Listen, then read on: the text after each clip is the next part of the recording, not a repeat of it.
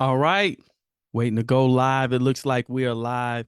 And it is good to see you all on this Friday, social workers of Alabama. Hope y'all are doing well today.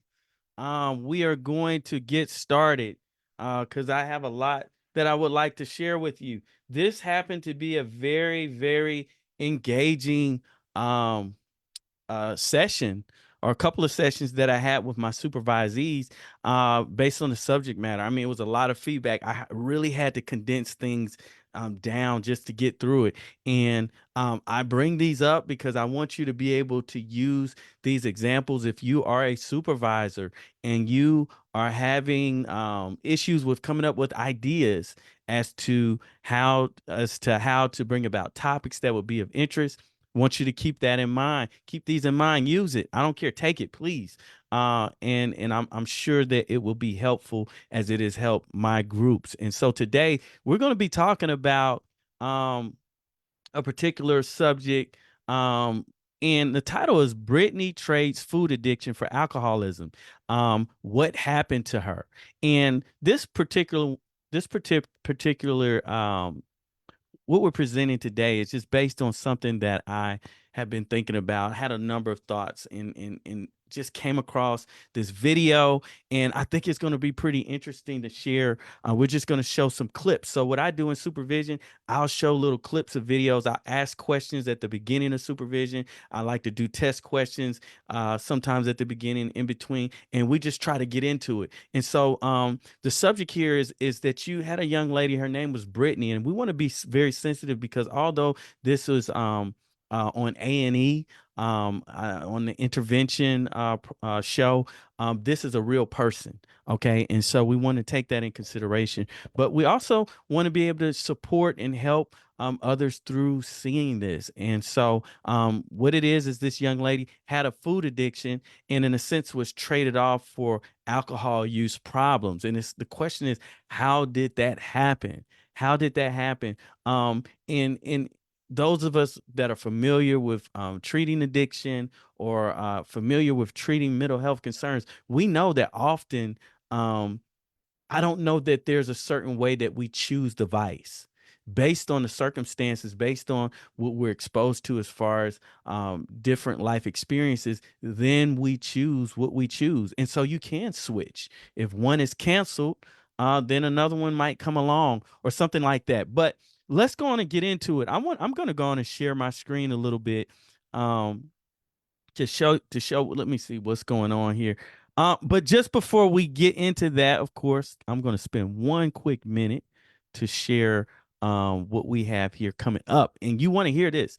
We have, everybody that's in Social Workers of Alabama, you get a special little something. We've had like probably about 115, 120 people already sign up for this event. This is going to be a good one. It is, and the title is Serving Aces. That's kind of what I'm talking about right now. Serving Aces, understanding the impact of childhood trauma. Those of y'all, especially in Social Workers of Alabama, you got a sweet thing, sweet arrangement. Just click and sign up for this one. Got a lot of people already signed up. And this particular event will be presented by none other than Mr. Lamont Dupree. And we are so excited that he agreed to present to us. ACEs is one of my favorite topics. Oh, okay, I said I'll be a minute, right? So next we have the DSM-5 TR training for those of you all who are LICSWs and you have not taken the required DSM training. We have one. Choose ours, sign up, and you can do that at your own pace. And then lastly, we have the supervisor training. Been hearing a lot of good things from supervisors, being able to grow in their grow their expertise in supervision. We have a supervisor training on November 11th and 12th. We hope you can attend. But let's jump into this because we got a lot to cover, a lot to show you. Oh, I should have just kept sharing that. Let's try to bring that back up. And we're going to start with this video. We're going to show a little something from this video if I can find it. And I'm going to speed it up just a little bit, okay? Um, just so that we can preserve time. And we're going to shoot over to 1:30 and we're going to see this young lady. And so one of the things that I did before even bringing up this particular case, was I asked a question, and I like to do that. And the question was, let me see if I can find the question. The question was, when I say alcohol and sexual assault, what comes to your mind? What comes to your mind if I say alcohol and sexual assault? What processes? Because us as professionals, we should be able to process some things about just bringing that topic up, right? And so I think it's important. The more data we have, the better decisions and better interventions we can make as clinicians. Um, and um, and so, in looking at one study, and I brought this up to the group, at least 50% of student sexual assaults involve alcohol. That's something we want to know. Approximately 90% of rapes perpetrated by an acquaintance, somebody rapes perpetrated by somebody that is known to the person, acquaintance of the victim, involve alcohol. These are strong numbers. Alcohol, about 43% of sexual assault events involve alcohol use by the victim. 69% involve alcohol use by the perpetrator. And that's just some random stats that I saw. It's a lot of different studies with different stats, but I like to kind of implant that in the minds of the supervisees. And so we went on and showed this video. Let's go on and get this video started, and then we'll get into some more. And hopefully, let me redo this to make sure that we have the sound shared as well. Okay, so we got that. All right. Who doesn't go out to drink and get completely messed up? She will overdrink, double drink, triple drink until she's drunk and passed out. There have been times where I've gotten so drunk that I don't even remember what happened. I had to go pick Brittney up because she passed out on somebody's floor. People were like, do you remember what you said last night? Or did you remember what you did last night? And I'm just like, Guys will buy her a drink because they know that she will pay for it in one way or another. She could definitely go home with the wrong guy. She has. Okay. Hold on 1 second. I just had to pause that because this needs to be a part of our assessment. Again, the question that we're asking is what happened to her. And just in summary, we're going to see. I guess I don't need to summarize, but that was an important thing. That was the mom, I believe, and the mom was saying that basically, if you take her out for a drink, she's going to pay you one way or another. And I can't interpret that but to mean a few things. Now, this is the problem here. This is the problem.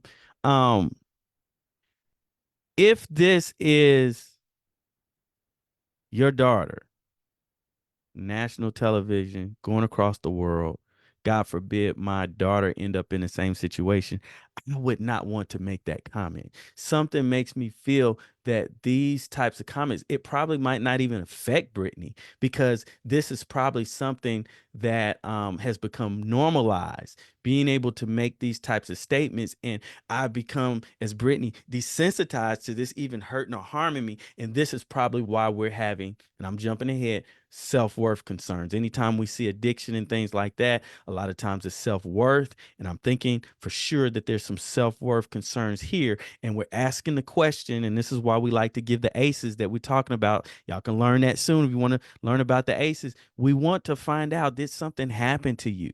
Okay. And so we're going to get back to that, but I had to pause that. Gone home with the wrong guy.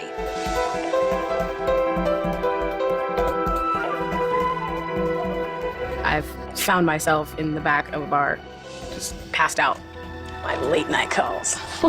She's going to end up in a situation that she can't get out of. When Brittney was born. All right. So we're going to move it a little bit for sake of time. Find candy wrappers in the closet or in her bed or in her shoes, food wrappers or, old chicken bones. It was probably around middle school for Brittney when her weight started to become an issue.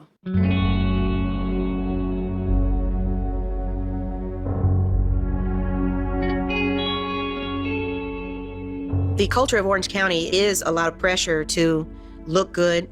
We went to a high school where, it was mostly Caucasian and all of the girls were slim, tiny, and in shape.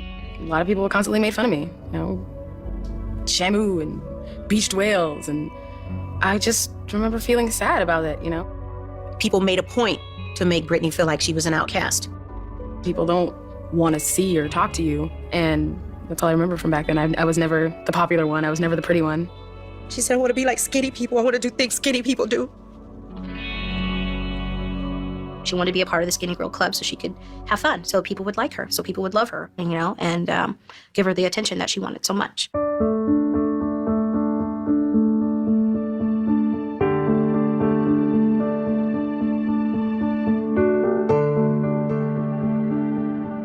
She started to get attention. People were looking at her, a lot differently. People just saw, oh my God, here's this girl. They started gravitating toward her, just almost falling over her. All of a sudden, I started noticing people wanted to hang out with me more. My social life evolved rapidly.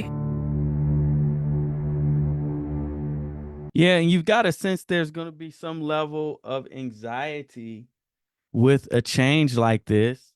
And we're going to stop it right here. I think this is where we're going to stop it. Some anxiety of a change because it, has the thing that caused the initial problems been changed? Has there been a change? Has these things been resolved? Has the insecurity feeling? So when we go back, what do we want to rule out concerning what happened to her? We've already talked about maybe some things that could have been better done, and mom probably has had the best of intentions, but she's probably had her own traumas. Okay, so we got to take that in consideration, but we're talking about the client and why did we get to this point? And when we look at tracking, how far can we go back? Well, they're talking middle school. We're talking middle school here. We're talking at 9 years old, I think we're 180. So that's telling us that whatever her situation is, and this is something that we asked the group.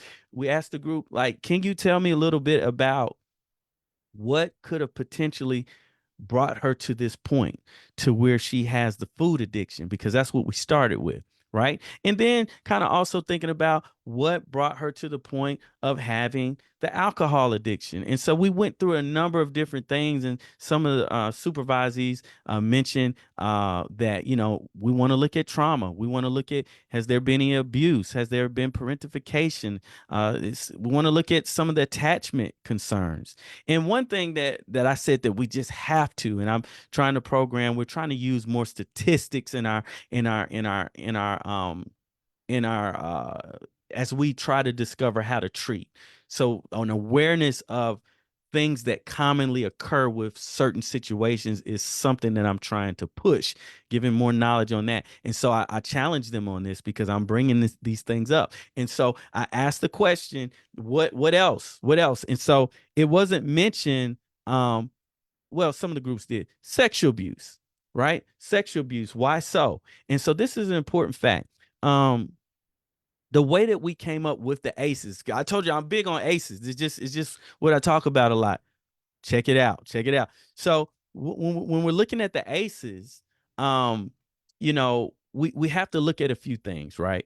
When we're looking at the ACEs, and I done blanked out. Okay, that's it. So when we're looking at the ACEs, how did they come up with this? It's interesting because the ACE study, the results of what ended up becoming the ACE as we know it, it didn't start that way. My understanding from what I research is that Dr. Vincent Folletti, probably said his name wrong, started out treating individuals who were obese. Okay, that's what we're getting down to. Was treating people who were obese, okay, obese. And what he started to find out through his own research is that once I start talking to these people, they're losing a lot of weight. So my program is working, but then they're dropping out of the program or kind of relapsing and things like that. What is happening? And it was by accident, I think he said, that he started asking a certain question that something about what your weight was, what your first sexual experience or something of that nature, right? Or something like that, right? And anyway, he came up on the ACE. Okay, but what was discovered, what he said, and I saw this on video because I wanted to get facts. What he said was that 55% of maybe 286 or so people that he interviewed were saying that they had experienced sexual abuse. Long story short, this is something that we kind of want to rule out. And there's ways to do that. You don't just assume that because someone is morbidly obese that they have been sexually abused, but this is something that we want to have in our minds. And the more data we have, the more it supports assessment. Okay. And so that was the thing. So I asked them the question, and then I gave them this question here.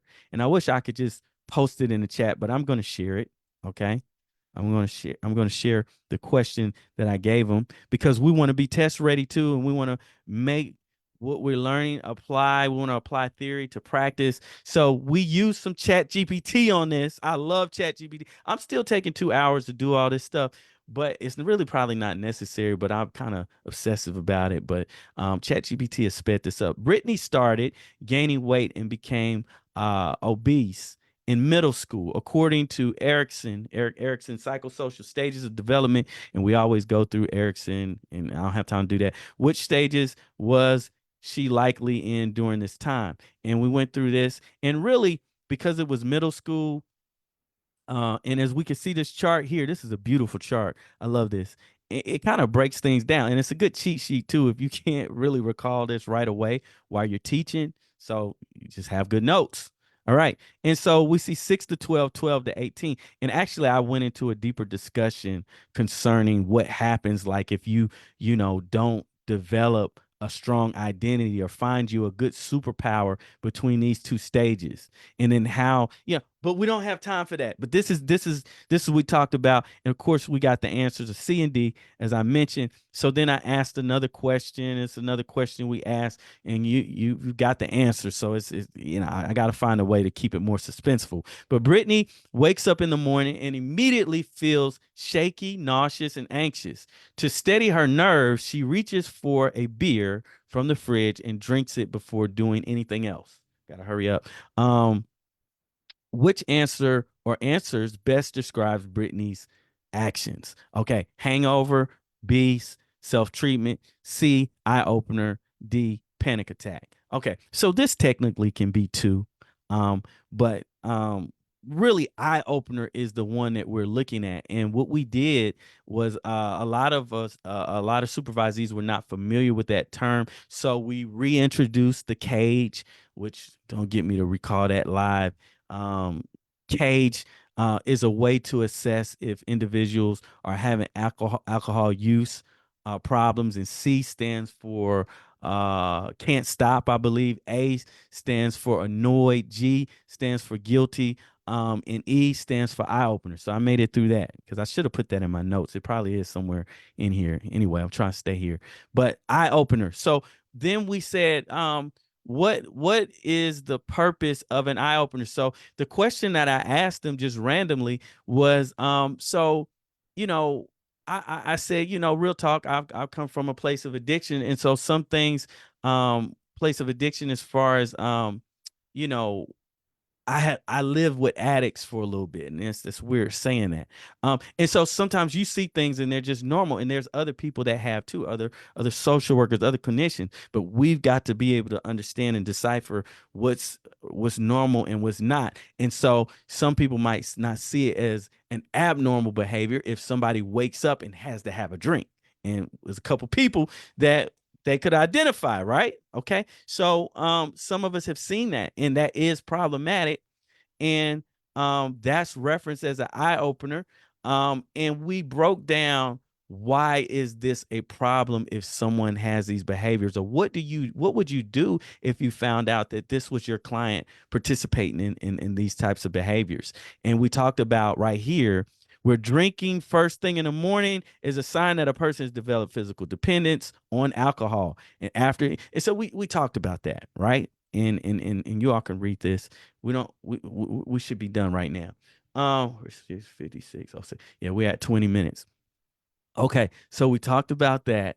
And then we went and talked a little bit more about why is it problematic if you identify. I just talked about that. And how do you know if this is a question I asked, how do you know if there are potential safety concerns or if you need to make a referral to inpatient? So if you have this person come into your office, right, how do you know if this is a referral that you need to refer out or if you need to treat them yourself. And so we went through some things as we talked about the cage. Okay, I think it's about a score of 2 or more, and we've got a significant problem, right? Eye opener, like that's if we anyway.